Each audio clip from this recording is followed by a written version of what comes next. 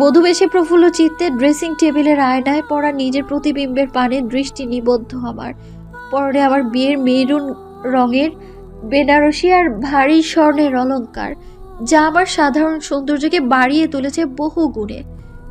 ছোট থেকেই প্রতিটা নারীর এমন বধূরূপে সাজবার শখ থাকে, আর সেটা যদি হয় নিজের শখের পুরুষটির জন্য, তাহলে তো আর কথাই রইল না কোনো।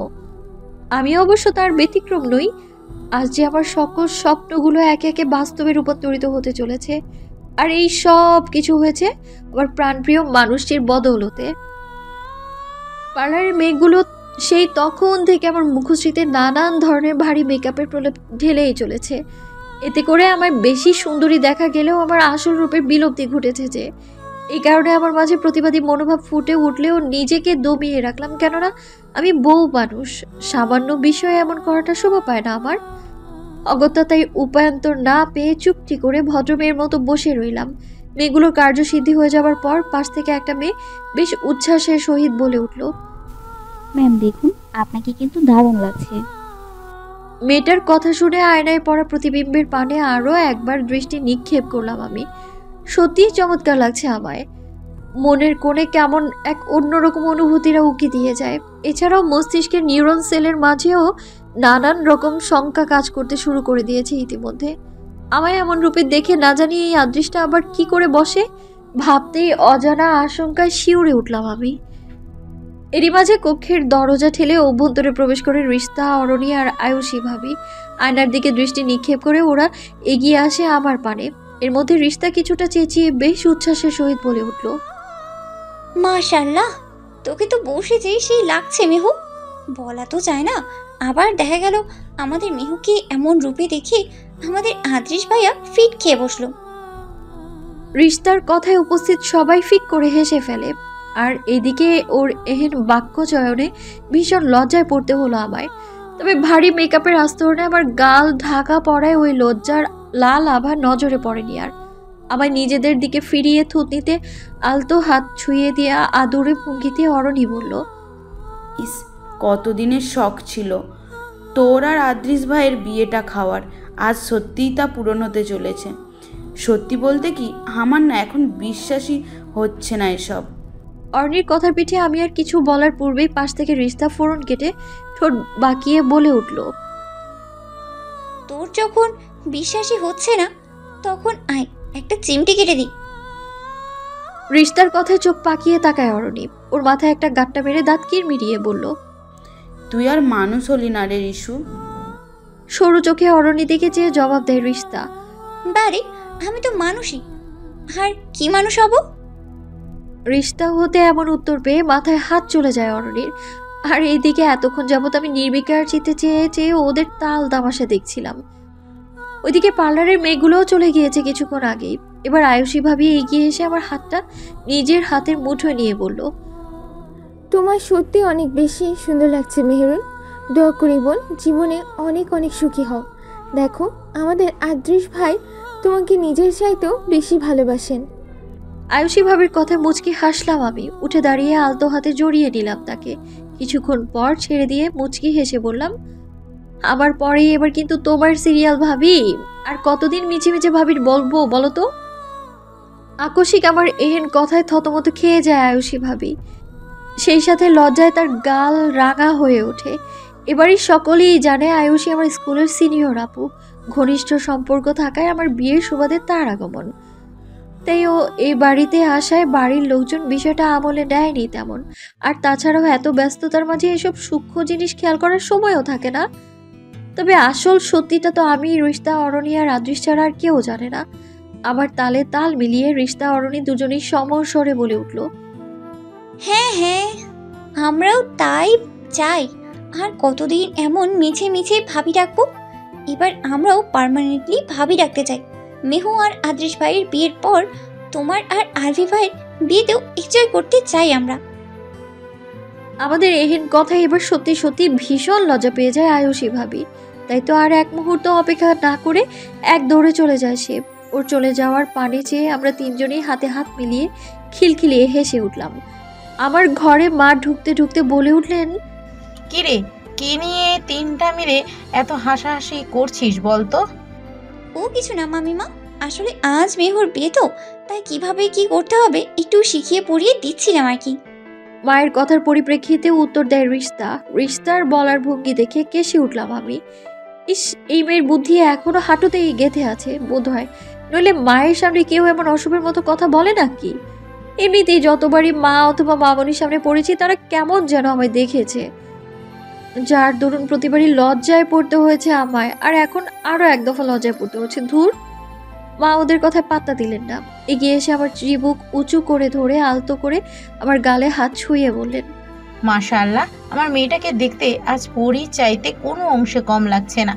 দেখতে দেখতে আমার সেই ছোট্ট মেয়েটা আজ কত বড় হয়ে গেল। আজ নাকি তার বিয়ে। আমার বিশ্বাসই হচ্ছে না রে মা, তুই এত বড় হলি কবে? সেদিনই না আমার কোলে আলো করে তুই এলি। আমার ছোট্ট মেহুকে সারা রাত কোলে নিয়ে ঘুম পাড়িয়ে দিতাম। খাওয়া নিয়ে আমার মেয়ের বাহানা শেষ ছিল না, ধরে বেঁধে খাইয়ে দিতাম। মাঝে মধ্যে তো পিছন পিছনে দৌড়াতে হতো তোকে খাওয়ানোর জন্য। তারপরে এলো তোকে স্কুলে ভর্তি করানোর পালা। আমি আর তোর বাবা তোকে স্কুলে নিয়ে গিয়েছিলাম। এই তো কিছুদিন আগের কথা, এখনো চোখের সামনে ভাসে। কখনো বাবার কোলে চড়ে, কখনো বা আমার হাতের একটি আঙ্গুল তোর হাতের মুঠোয় নিয়ে ছোট্ট ছোট্ট পা ফেলে স্কুলে যেতিস। যদিও তখন আমাদের গাড়ি ছিল না, আর স্কুল খুবই বেশি একটা দূরে না হয় হেঁটে যেতাম। এইসব কিন্তু খুব বেশি দিন আগের কথা নেই, অথচ দেখো নিমেষেই সময়গুলো কত দ্রুত চলে গেল। আমার সেই ছোট্ট মেহুর আজ নাকি বিয়ে। আবেগে উপরোক্ত কথাগুলো বলতে বলতে মায়ের চোখ ভিজে ওঠে, সাথে আমারও। শক্ত করে তাই জড়িয়ে ধরলাম মাকে। মা আমার পিঠে মাথায় আলতো করে হাত বুলিয়ে দেয়। এভাবে খানিক সময় কেটে যাওয়ার পর মামনি এসে অভিমানী সুরে বলে উঠলেন, মাকে পেয়ে তো আমার কথা বেমালুম ভুলেই গিয়েছিস। আমরা শাশুড়িরা সত্যি বড় অবহেলিত। মামনির এমন অভিমানী কথা শুনে ফিক করে হেসে ফেললাম আমি। এবার মাকে ছেড়ে মামনির দিকে এগিয়ে এলাম। আলতো করে মামনির গালটা টেনে দিয়ে মিষ্টি হেসে বললাম, তোমার মতো এমন একটা সুইট কিউট শাশুড়ি আম্মু থাকলে তাকে কি এত সহজে ভোলা যায় বলো? আমার এমন কথায় মামনি আমার কপালে চুমু দিয়ে বললেন, এই জন্যই তো তোকে এত ভালোবাসি রে মা। তোকে ছাড়া থাকতে পারবো না বলেই তো আমার 10টা না 5টা না একমাত্র ছেলের বউ করে এই বাড়িতেই সারা জীবনের মতন রেখে দেওয়ার বন্দোবস্ত করলাম। মামনির কথায় মুচকি হেসে জড়িয়ে ধরলাম তাকে। সত্যি আমি ভীষণ ভাগ্যবতী, মামনির মতো এমন একটা শাশুড়ি আম্মু পেয়েছি। আমার বহু দিনের স্বপ্ন পূরণ হতে চলেছে। তবে আমার পিঠে হাত বুলাতে বুলাতে মায়ের উদ্দেশ্যে মামনি বললেন, খুব তো মেয়ের শাশুড়ি শ্বশুর বাড়ি নিয়ে চিন্তায় ছিলি। তো শাশুড়ি হিসাবে পছন্দ হয়েছে তো আমায়। আর যাই হোক, অন্যান্য শাশুড়ির মতন দজ্জাল শাশুড়ি হব না আমি। মামনির কথায় মা ফিক করে হেসে দিয়ে বললেন, তোমার কোনো তুলনা হয় না ভাবি। তুমি যেভাবে আমাকে শাশুড়ির ধমক থেকে বাঁচাতে, আর বিশেষ করে আমার মেয়েটাকে আগলে রাখতে, সত্যি বলতে কি এমন যা বা এমন চাচি কজনের ভাগ্যে জোটে। আর আজ থেকে তো তুমি আমার মেয়ের শুধু চাচিই নও, আমার মেয়ের শাশুড়ি হতে যাচ্ছ। তোমার মতন শাশুড়ি যার কপালে জুটবে তার মতো ভাগ্যবতী আর দুটো নেই। রিশতা অরুণীও বাদ যায় না মায়ের সাথে সহমত পোষণ করে তারাও বলে উঠল, হ্যাঁ ছোট মামিমা, ঠিকই বলেছ। আমাদের বড় মামিমার সাথে দজ্জাল শাশুড়ির স্বভাবটা ঠিক যায় না। ওদের কথার পিঠে শুধু বিগলিত হাসলেন মামুনি। এবার মামুনি আমায় নিজের থেকে ছাড়িয়ে নিয়ে তারা দেখিয়ে বললেন, জড়িয়ে ধরার পরেও অনেক সময় পাবি। এখন তো নিচে চল, ছেলেটা আমার তোর অপেক্ষায় কেমন শুকিয়ে যাচ্ছে রে। মামুনি থেকে এমন কথায় বিপাকে পড়ে যাই আমি। হুট করে আমার গত রাতে কথা মনে পড়ে যায়। গত রাতে আদৃশই আমার পেছন থেকে জড়িয়ে ধরেছিল। শীতল কণ্ঠে এক প্রকার হুমকি দিয়ে চলে যায় সে। তার কাছ থেকে ছাড়া পাওয়ার পর আমিও নিজের কক্ষে চলে গিয়েছিলাম, তবে সে রাতে আর এপাশ ওপাশ করেও ঘুমোতে পারিনি আমি। মামুনির ডাকে ধ্যান ভাঙে আমার। কেউ আর কোনো কথা না বাড়িয়ে আমায় নিয়ে নিচে নেমে এলো। রিশতা আর অরণির মাঝে আজ পুলক জেগেছে। তারা তো এই দিনটারই অপেক্ষায় ছিল। আজ জম্পেশ ভাবে হই হুল্লোড় করবে, সেই সাথে কবজি ডুবিয়ে তাদের প্রিয় দুই ভাই বোনের বিয়েতে খাবে। আমি স্টেজের দিকে যত এগিয়ে যাচ্ছি ততই আমার হৃদস্পন্দন বেড়েই চলেছে যেন। মনের কোণে আবারও সূক্ষ্ম অনুভূতিরা হানা দিতে শুরু করেছে ইতিমধ্যেই। স্টেজের দিকে আরো এক ধাপ এগিয়ে আসতেই নজর পড়ে আমার শখের পুরুষটির পানে। উজ্জ্বল শ্যামবর্ণের এই সুঠাম দেহের পুরুষটিকে শুভ্র শেরওয়ানিতে মানিয়েছে ভীষণ। তাহার এমন রূপ দেখিয়া থমকে যায় আমার চরণ দুখানি। পুনরায় হৃদয়ে উপকূলে উত্তাল ঢেউ তোলে। আমার যে সেই পূর্বের ন্যায় আবারও তাহাকে দেখিয়া হৃদয়ে লাগিল তোলা। তাকে দেখে মোহগ্রস্ত চিত্তে চেয়েছিলাম এতক্ষণ যাবৎ, কিন্তু ভাবনার সুতো ছিল তার কড়া এক আজব কাণ্ডে। বধূবেশে লজ্জিত, লজ্জায় রঞ্জিত হওয়া মুখশ্রী নিয়ে বসে আছি আমি আমার সেই কাঙ্ক্ষিত মানুষটার পাশে। আমার কোমল হাতটা এখনো তার শক্তপোক্ত পুরুষালী হাতের বাঁধনে আবদ্ধ হয়ে আছে। খানিক সময় বাদেই এই মানুষটার সাথে আজীবনের জন্য পবিত্র বন্ধনে আবদ্ধ হয়ে যাব। ভাবতেই একরাশ রোমাঞ্চকর অনুভূতিতে শিউরে উঠছি আমি। কয়েক মুহূর্ত পূর্বে আদৃশের করা কর্মকাণ্ডে আমায় ভীষণ লজ্জায় পতিত হতে হয়েছিল। কিছু মুহূর্ত পূর্বে আমায় দেখে হুট করে আদৃশ বসা থেকে উঠে দাঁড়িয়ে খানিকটা চেঁচিয়ে বেশ উচ্ছ্বাসের সহিত বলে উঠল, মাশাআল্লাহ, আপনার সৌন্দর্য পূর্বের তুলনায় আরও বহুগুণে ঠিকরে পড়ছে যেন। ইস, আপনার দর্শন পাইয়া আমার যে হার্টবিট মিস হইবার উপক্রম হইয়া উঠিয়াছে।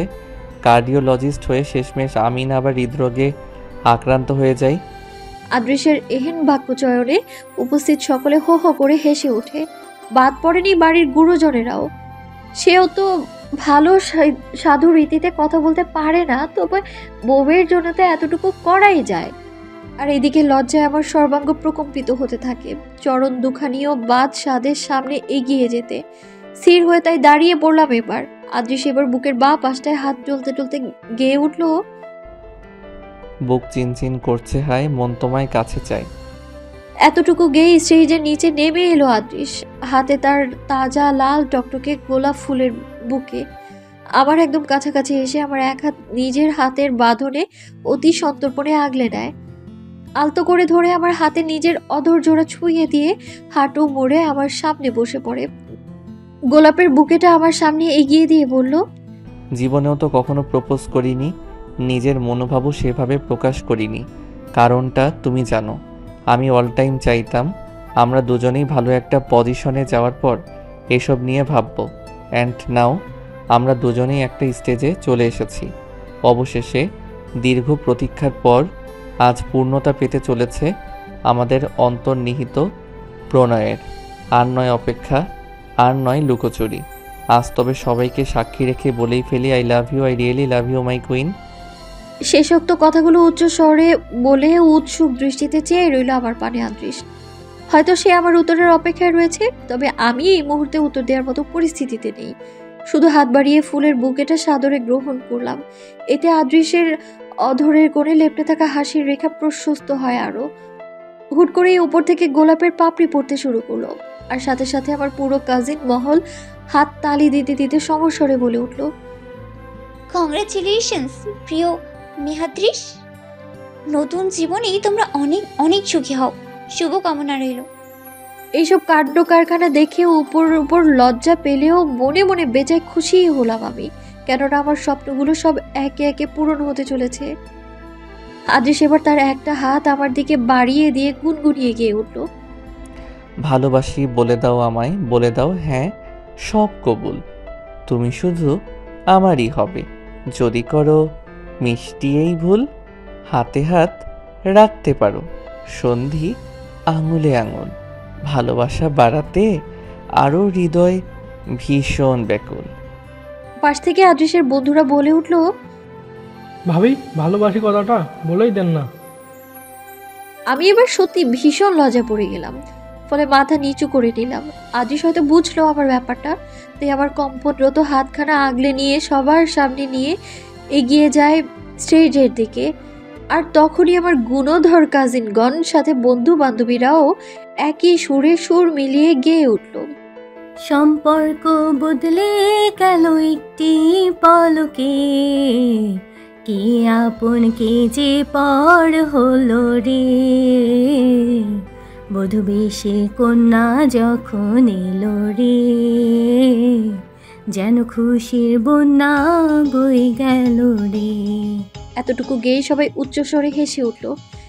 এই সবই ক্যামেরাবন্দি করতে একটু ভুল করেনি ক্যামেরাম্যান। সবার মধ্য থেকে এবার রিস্তা কিছুটা রসিকতা করে বলে উঠল, চাচাতো ভাই বোন থেকে চাচাতো বড় বউ হয়ে যাওয়ার যে ব্যাপারটা। রিস্তার তালে তাল মিলিয়ে অরণিও বলল, ভাইয়া ক্যান বি ছাইয়া ছাইয়া। ওরা নাকি একে অপরকে ভাই বোনের মতো দেখতো। বিদ্রুপ করে কথাটি বলে উঠল আমারই এক কাজিন সাবিহা আপু। আদৃশ এবার সোফায় বসতে বসতে তার কথার প্রেক্ষিতে জবাব দিল, প্রথমে চাচাতো বোনের নজরেই দেখতাম, আর এখন বউ। আমি এবার আদৃশের দিকে ঝুঁকে কিছুটা দাঁতে দাঁত চেপে ফিসফিসিয়ে বললাম, চাচাতো বোন কথাটা কখনো উল্লেখ করেননি আপনি। আপন বোন কথাটাও তো কখনো উচ্চারণ করিনি আমি। সরু চোখে চেয়ে আমার কথার পিঠে উক্ত কথাটা বলল আদৃশ। বুঝলাম, যাই বলি কেন ভুং ভাং বলে চুপ করিয়ে দিবেন আমায়। অগত্যা তাই আর কথা বাড়ালাম না আমি। সে এবার আমার আঙুলের ভাঁজে নিজের হাতের আঙুল গলিয়ে শক্ত করে চেপে ধরে। হাত ছাড়িয়ে নেওয়ার চেষ্টা করতেই কণ্ঠ কিছুটা কাঁধে নামিয়ে বলল সে, একবার যখন নিজের সাথে তোমাকে জড়িয়েই ফেলেছি, তখন আর আমি হতে এত সহজে নিস্তার মিলবে না তোমার। তাই হাত ছাড়ানোর বৃথা চেষ্টা করে লাভ নেই, কোনো ফলাফল ওই শূন্যই। এতক্ষণ যাবৎ এইসবই ভাবছিলাম। হুট করে সবার অগোচরে আদৃশ আমার কোমর জড়িয়ে ধরে আমায় নিজের সাথে মিশিয়ে নেয়। আকস্মিক এহেন ঘটনায় চমকে উঠলাম আমি। তবুও নিজেকে ধাতস্থ করে কপট রাগ দেখিয়ে বললাম, সবার সামনে কী সব অশুভতামি করছেন আপনি? আমার কথার পিঠে দায় সারা ভাব নিয়ে বলল সে, নিজের বউকে জড়িয়ে ধরেছি, তাতে কার কি? ইতর লোক একটা। ইতরামি দেখেছ কি? সবে তো শুরু।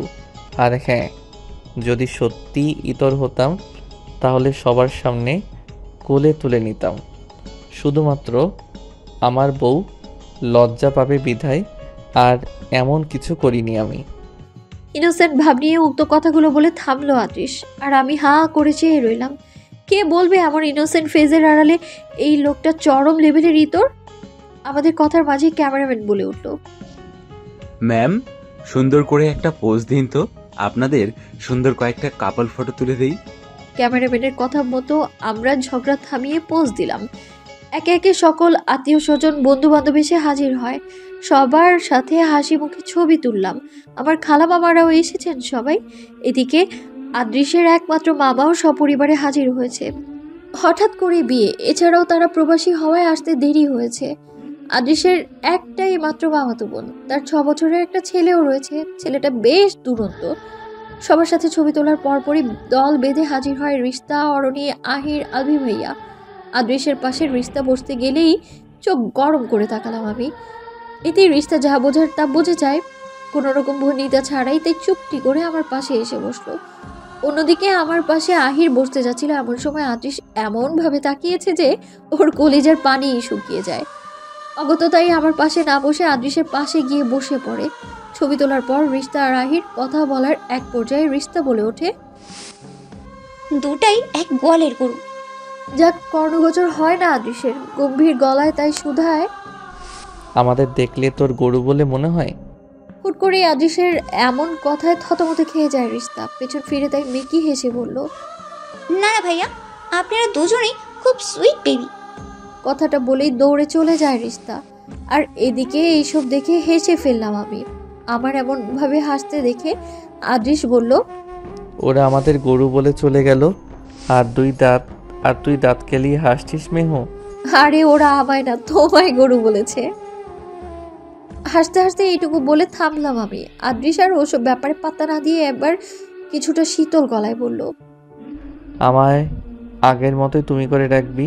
তুই আমায় আপনি করে ডাকলে মনে হয় যেন আমি তোর পর কেউ হই, তখন খুব খারাপ লাগে আমার।